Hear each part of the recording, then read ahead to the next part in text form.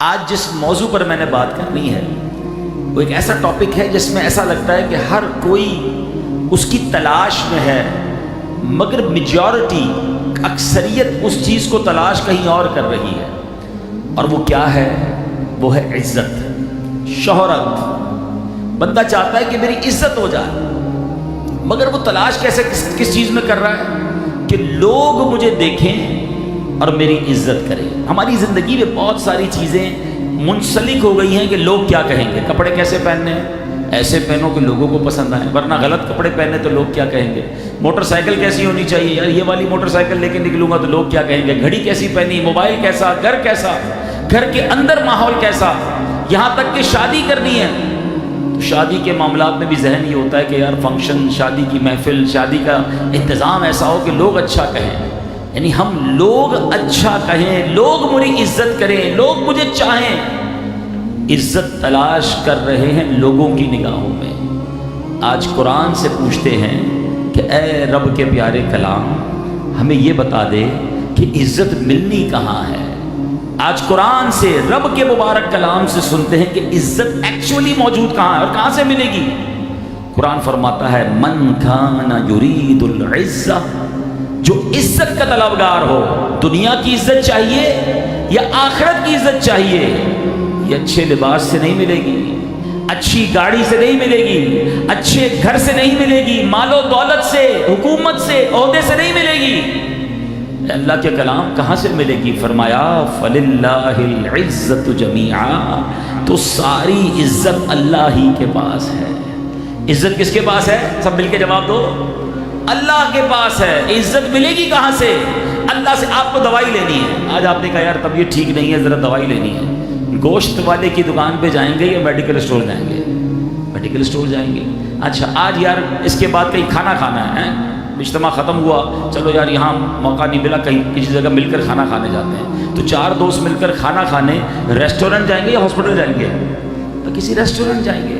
جو چیز جہاں سے ملے گی اب وہیں جائیں گے نا۔ کپڑے خریدنے تو موچی کی دکان پہ تو نہیں جائیں گے کہ یار تم جوتے بھی اچھے دیتے ہو، کرتا شلوار بھی دے دو، کہ کرتا شلوار کے لیے دردی کے پاس کسی کپڑے کی دکان پر جاؤ، یہ وہاں ملتا ہے۔ کپڑے والے کی دکان پر، جوتے والے کی دکان پر، ٹھیک ہے نا۔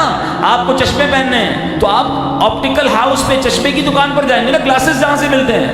اتنا سب پتہ ہے۔ اور عزت چاہیے تو دنیا والوں کے پاس جا رہے ہیں۔ نہیں، عزت دنیا والوں کے پاس نہیں ہے، عزت اللہ کے پاس ہے۔ اللہ کی بارگاہ سے رجوع کرنا ہے۔ یقین مانے میں سارے شہر کو راضی کر لوں اور میرا رب ناراض ہے نا تو مجھے عزت نہیں ملنی ہے، اور سارا شہر میرے خلاف ہو جائے، سارا ملک میرے خلاف ہو جائے، میرا رب راضی ہے تو عزت اسی نے دینی ہے۔ اور آج قرآن سے اور انشاءاللہ واقعات سے یہ بات آپ سمجھ لیں گے۔ if you want to make respect، آپ کو چاہیے عزت، ادھر ادھر مت جاؤ، اور صرف دنیا کی نہیں۔ ارے دنیا کی عزت کا کیا کرنا ہے؟ پتہ چلا ساری دنیا میں چرچا ہو گیا اور قبر میں جناب آگ بھڑک رہی ہے، تو اس عزت کا کیا کرنا ہے؟ آج انشاءاللہ بیان میں یہ بھی سمجھیں گے there are two different things۔ عزت اور ہے، شہرت اور ہے۔ ہم بہت سارے لوگ شہرت کو عزت سمجھ رہے ہیں، انشاءاللہ یہ بھی میں آگے جا کے بیان کرتا ہوں۔ اب آئیے، اللہ کریم نے جب فرمایا نا کہ عزت اسی کے ہاتھ میں ہے، اچھا اب ایک اور خوبصورت آیت سنیں۔ اللہ نے اپنی کبریائی اور اپنی شان کئی مقامات پر بیان کی ہے، مگر جو آیت میں پڑھنے جا رہا ہوں وہاں پر بھی اس آیت کو، اس بات کو بیان کرنے کا اسلوب کتنا پیارا ہے۔ اللہ فرماتا ہے اپنے محبوب کریم سے، قل، یوں عرض کرو اے محبوب آپ فرمائیے۔ اب آگے آیت کیا ہے؟ اللہم مالک الملک تؤتی الملک من تشاء وتنزع الملک ممن تشاء۔ اب اس کا ترجمہ میں بیان کرتا ہوں، اللہ اپنی شان بیان کر رہا ہے، مگر اس آیت سے پہلے قل کیوں لایا گیا؟ محبوب آپ فرمائیے، محبوب تم کہو۔ اللہ اکبر۔ اور یہ ایک بار نہیں، ایک سورت تو وہ ہے جو آپ کو سب کو یاد ہے، سورہ اخلاص کیا ہے؟ قل هو اللہ احد۔ اس پوری سورت میں کیا ہے؟ اللہ نے اپنی شان بیان کی ہے نا، اللہ الصمد لم یلد ولم یولد، اللہ بے نیاز ہے، اس کی کوئی اولاد نہیں، اس کا کوئی والد نہیں، سبحان اللہ، اللہ ایک ہے۔ اللہ نے اپنی شان کبریائی بیان کی ہے۔ جناب اس سورت کو یوں بھی تو بیان کیا جا سکتا تھا، هو اللہ احد اللہ الصمد، اللہ ایک ہے، اللہ بے نیاز ہے، مگر قل هو اللہ احد کیوں فرمایا کہ محبوب تم کہو اللہ ایک ہے۔ اللہ اکبر، جب ایسا عشق بھرا سوال ہونا تو جواب خاندان اعلیٰ حضرت سے ملتا ہے۔ شہنشاہ سخن مولانا حسن رضا خان صاحب اس پوری بات کو کس پیارے انداز میں بیان فرماتے ہیں، وہ کہتے ہیں کل کہہ کر اپنی بات بھی لب سے تیرے سنی، بات تو رب کی ہے نا، بات تو اللہ کی ہے، مگر اے حبیب رب چاہتا ہے کہ اپنی بات بھی سننی ہے تو تیرے لب سے سننی ہے۔ قل کہہ کر اپنی بات بھی لب سے تیرے سنی، اللہ کو ہے اتنی تیری گفتگو پسند۔ اے محبوب رب کو آپ کی باتیں اتنی پسند ہیں، آپ کا انداز اتنا پیارا لگ رہا ہے کہ رب اپنی شان بھی سننا چاہ رہا ہے تو آپ کے لب سے سننا چاہ رہا ہے۔ اب ذرا اس آیت کو سنیے گا، کل فرما کر فرمایا اللہم مالک الملک تؤتی الملک من تشاء وتنزع الملک ممن تشاء۔ آسان ترجمہ قرآن کنز العرفان، اے اللہ ملک کے مالک تو جسے چاہے سلطنت عطا فرماتا ہے اور جس سے چاہے چھین لیتا ہے۔ یاد رکھیے دنیا کا جتنا بھی بڑا عہدہ ہو، جتنا بھی بڑا مقام ہو، جتنا بڑا محل کیوں نہ ہو، جتنی مال و دولت کیوں نہ ہو، یہ سب دینے والا رب کا ہے اور رب جب چاہے چھین سکتا ہے۔ دیکھیں نا اگر دنیا کی ہسٹری پڑھیں، 800 سالہ سلطنت، 600 سالہ حکومت، مگر جب رب چاہتا ہے وہ سب ختم، بھولی بسری داستان بن جاتا ہے۔ ایسی کئی سلطنتیں آئیں، کئی بادشاہ آئے، مگر جب ان کا زور ختم ہوا تو دنیا میں کوئی نام لینے والا نہ تھا، تو سلطنت دینے والا بھی وہ ہے اور اسے چھین لینے والا، اور اس کی بربادی اگر رب چاہے تو برباد بھی ایسے ہوتا ہے۔ ایک واقعہ سنیے، ایک بہت بڑا بادشاہ، کتابوں میں یہ واقعہ لکھا، اس نے اپنا بڑا شاندار محل بنایا۔ جب محل بن کر تیار ہو گیا تو اس کے محل کے برابر میں ایک غریب بڑھیا کی جھونپڑی تھی۔ بادشاہ کو وہ جھونپڑی اچھی نہیں لگتی تھی، محل کے برابر میں جھونپڑی، یار ہماری خوبصورتی جو ہے وہ ڈسٹرب ہو رہی ہے۔ آج کل لوگ بھی کئی ایسے ہوتے ہیں کہ اچھا گھر بنا لیں تو پھر غریبوں کے گھر آس پاس اچھے نہیں لگ رہے ہوتے ہیں۔ کبھی اپنی اوقات نہیں بھولنی چاہیے، کبھی کسی کا دل نہیں دکھانا چاہیے۔ سنیں کیا ہوا، بادشاہ نے اپنے وزیر اپنے کارندے بھیجے کہ اس بڑھیا سے کہو اپنا گھر دے دے، اس کی قیمت لگائے اور جائے یہاں سے، یہ اچھا نہیں لگ رہا ہے اس کی جھونپڑی۔ گئے اس کے وزیر، گئے اس کے درباری، گئے کہ آپ قیمت لے کر پیسے لے کر جھونپڑی خالی کر دیں۔ اس نے کہا نہیں، میری یاد بچوں کی یادگار ہے، میری شوہر کی یادگار، میں نے نہیں بیچنا۔ بہت کوشش کی، بڑھیا نہ مانی۔ ایک بار وہ بڑھیا اور بوڑھی عورت جو ہے کہیں سفر پر گئی، بادشاہ نے حکم دیا اس کی جھونپڑی کو آگ لگا، اس کے گھر کو گرایا اور اسے آگ لگائی تاکہ زمین ملیا میٹ۔ وہ بڑھیا واپس آئی، اپنا گھر دیکھا، زمین بوس ہے، جھونپڑی ٹوٹ گئی ہے، بادشاہ کا محل جگمگا رہا ہے، تنہا اکیلی۔ اب اس بڑھیا نے کمال پتہ کیا کیا، کوئی شور نہیں بچایا، کوئی مظاہرہ نہیں کیا، کوئی ہنگامہ نہیں کیا۔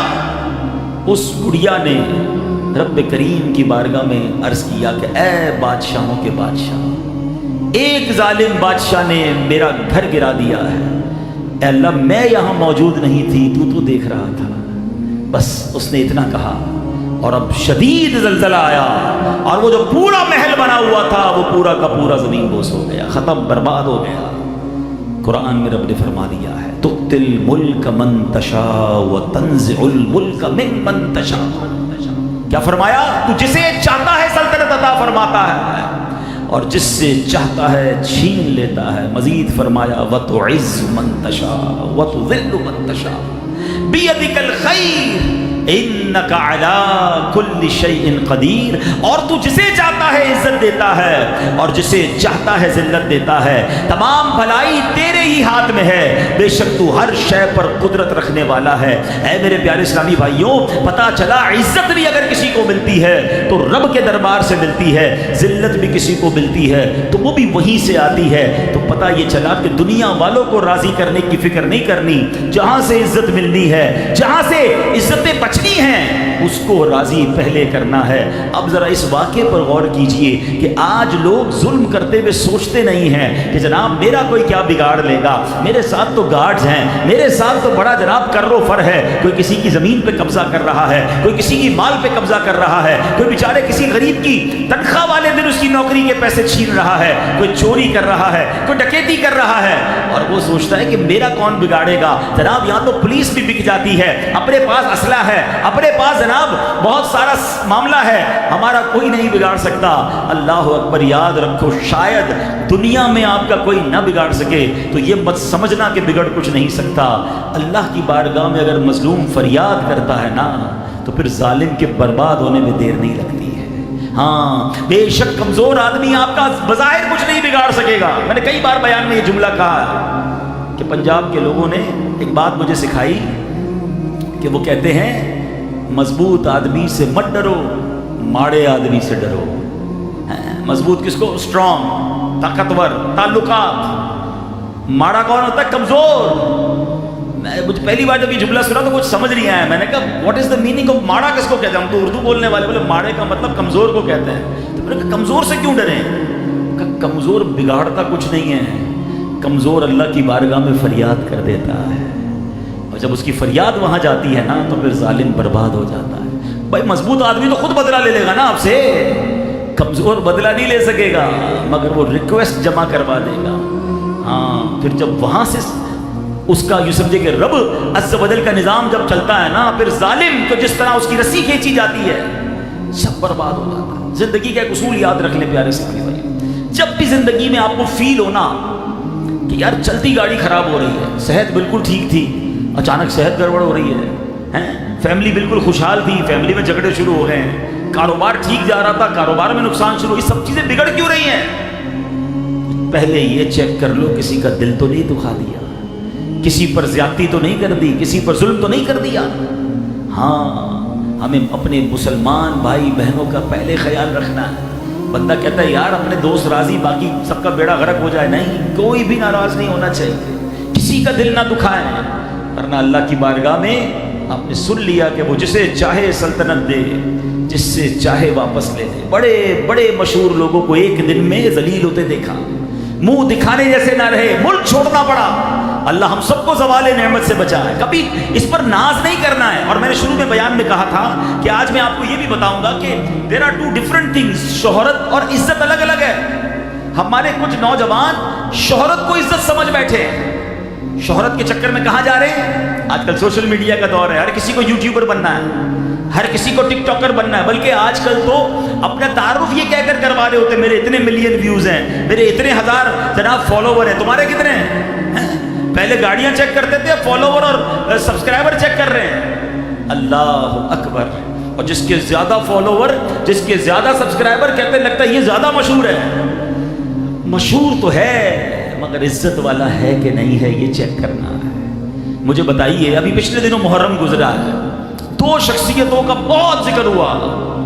ایک اس کا ذکر ہوا جو ہمارے دلوں میں بستے ہیں، جو ہمارے امام ہیں جنہوں نے قربانی کی وہ داستان رقم کی ہے کہ آج ان کا نام لے تو سر ادب سے جھک جاتا ہے، ہر گھر میں ان کا ذکر خیر اور ان کے لیے ایصال ثواب ہوتا ہے، ان کے نام پہ لوگ اپنے بچوں کے نام رکھتے ہیں۔ وہ شخصیت کون ہے؟ وہ امام حسین ہیں، امام عالی مقام ہیں۔ بتاؤ، امام حسین ہمارے دلوں میں بستے ہیں، ہمارے دلوں پر ان کی حکومت ہے، اسے عزت کہتے ہیں۔ مگر ایک اور شخص بھی تھا، ذکر اس کا بھی ہوا، ہر روز ہوا۔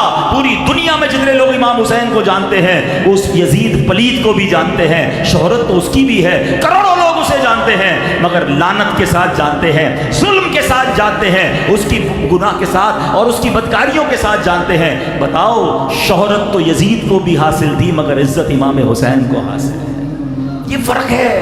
10 ملین آپ کے فالوورز ہیں، سارا وطن آپ کو جانتا ہے، مگر آپ کی نیکی کی وجہ سے، آپ کے گناہ کی وجہ سے، آپ کے ناچ گانوں اور آپ کے الٹے کاموں کی وجہ سے، یہ کون سا کمال ہے؟ میں سمجھتا ہوں شاید دنیا میں ٹاپ آف دا لسٹ مشہور شخصیات کے نام لکھے جائیں تو شیطان شاید دوسرے تیسرے نمبر پہ آتا ہوگا۔ شیطان کو تو غیر مسلم بھی جانتے ہیں نا، مسلمانوں کو، مسلمان شخصیات کو جانتے ہیں، شیطان کو تو کفار بھی جانتے ہیں، ساری دنیا شیطان کو جانتی ہے۔ اگر اس کا فیس بک پیج کھول دیں تو شاید کئی بلین فالوور ہو جائیں گے اس کے، ون آف دا ٹاپ، پتہ نہیں کتنے سارے بٹن بھی مل جائیں گے، یوٹیوب سے، فیس بک سے ایوارڈ بھی ملیں گے۔ اوہو شیطان کا سب سے بڑا پیج ہے، یہ کیسا پیج ہوگا؟ بدنامی کے ساتھ، لعنت کے ساتھ۔ خدا کے واسطے سمجھیے، شہرت کا کوئی کمال نہیں، عزت ہے کہ نہیں؟ اور عزت کدھر ہے؟ کہاں سے ملے گی؟ جواب مل کر دیں۔ قرآن نے کیا بتایا؟ اللہ کے پاس سے۔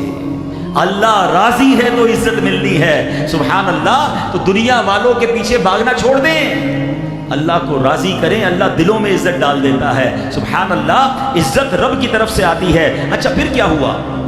اللہ کے حبیب علیہ السلام جب اس دنیا میں تشریف لائے نا، تو جو کفار مکہ تھے نا، وہ بھی بڑے عجیب عجیب کام کرنے لگے۔ اللہ اکبر۔ سرکار دو عالم علیہ السلام کی گستاخیاں بھی اور عزت کہیں اور تلاش کرتے تھے۔ قرآن کہتا ہے وَاتَّخَذُوا مِن دُونِ اللَّهِ آلِهَةً لِيَكُونُوا لَهُمْ عِزًّا، فرمایا اور اللہ کے سوا اور خدا بنا لیے کہ وہ انہیں زور دیں، انہیں عزت دیں۔ بتوں کی پوجا کرنے لگے کہ شاید وہاں سے عزت ملے گی۔ اللہ اکبر۔ مگر ہوا کیا؟ لِيَكُونُوا لَهُمْ عِزًّا، کہ وہ انہیں زور دیں، انہیں عزت نہیں مل سکی، کیونکہ عزت تو اللہ کے پاس ہے۔ شاعر مشرق کیا خوبصورت شعر لکھتے ہیں، یہ ایک سجدہ جسے تو گراں سمجھتا ہے۔ اللہ کی بارگاہ میں سر جھکا لو نا تو پھر دنیا والوں کی چاپلوسیاں نہیں کرنی پڑتی، پھر دنیا والوں کے آگے سر نہیں جھکانا پڑتا ہے۔ ایک جگہ سر جھکا لو نا، یہ ایک سجدہ جسے تو گراں سمجھتا ہے، ہزار سجدے سے دیتا ہے آدمی کو نجات۔ ادھر ادھر پھر نہیں جھکنا پڑے گا، اللہ کی بارگاہ میں سر جھکاؤ، اللہ تمہیں عزت عطا فرمائے گا، سبحان اللہ۔ اب سبحان اللہ یہ بات کروں تو مجھے اعلیٰ حضرت یاد آ جاتے ہیں، بریلی کے تاجدار امام اہل سنت کو بھی کچھ لوگوں نے اپروچ کیا تھا کہ حضور ایک بہت بڑا نواب ہے، بریلی شریف کے قریب ہی ایک چھوٹا سا گاؤں ہے، ریاست کا نام ہے نان پارا، حضور بڑا نواب ہے، بڑے بڑے شاعر اس کی شان میں قصیدے لکھتے ہیں، آپ بھی ایک قصیدہ لکھ دے، آپ کا قلم بہت اچھا ہے، کلام بڑا اچھا لکھتے ہیں، حضور آپ کلام لکھیں گے، نواب خوش ہو جائے گا، آپ کو تحفہ ملے گا، آپ کے رکے ہوئے کام بھی بن جائیں گے۔ اعلیٰ حضرت نے قلم اٹھایا، ہو سکتا ہے اس زمانے کے لوگوں نے سمجھا ہو کہ کمال کا قصیدہ آنے والا ہے، اور واللہ کمال کا قصیدہ ہی آیا، مگر کسی نواب کی شان میں نہیں، میرے رضا نے لکھا تو اپنے حضور کی شان میں لکھا، اپنے آقا کی شان میں لکھا۔ کلام کون سا تھا؟ وہ کہتے ہیں وہ کمال حسن حضور ہے کہ گمان نقص جہاں نہیں، یہی دھول خار سے دور ہے، یہی شمع ہے کہ دھواں نہیں۔ علماء بیٹھے ہیں، یہ تو ایسا کلام ہے کہ ایک ایک شعر پر پوری سمجھیے کہ بیان کیا جا سکتا ہے۔ ذرا پہلے شعر کی جو ہے وہ خوبصورتی سمجھیے کہ حضور کے حسن کا کمال یہ ہے کہ جہاں نقص تو دور کی بات ہے، نقص کا گمان بھی نہیں لایا جا سکتا، امیجنیشن آف فالٹ بھی نہیں ہو سکتا۔ اور دیکھیں دنیا میں جو نعمتیں ہیں نا، ساتھ کچھ نہ کچھ اس کے زحمتیں ہیں۔ کینڈل جس کو شمع کہتے ہیں، موم بتی بہت پیاری لگتی ہے، آپ جلائیں تو مزہ آتا ہے، مگر اس میں ایک زحمت یہ ہے کہ جب دھواں نکلتا ہے نا تو کبھی کبھی وہ دیوار کو کالا کر دیتی ہے۔ دھوئیں میں مزہ نہیں آتا، البتہ موم بتی میں بڑا مزہ آتا ہے۔ گلاب جب بھی اٹھائیں کمال کا مزہ دیتا ہے، مگر ساتھ کوئی نہ کوئی کانٹا بھی لگا ہوتا ہے۔ میرے رضا کہتے ہیں آقا وہ نعمت ہے جس کے ساتھ کوئی زحمت نہیں ہے، یہی پھول خار سے دور ہے، یہی شمع ہے کہ دھواں نہیں۔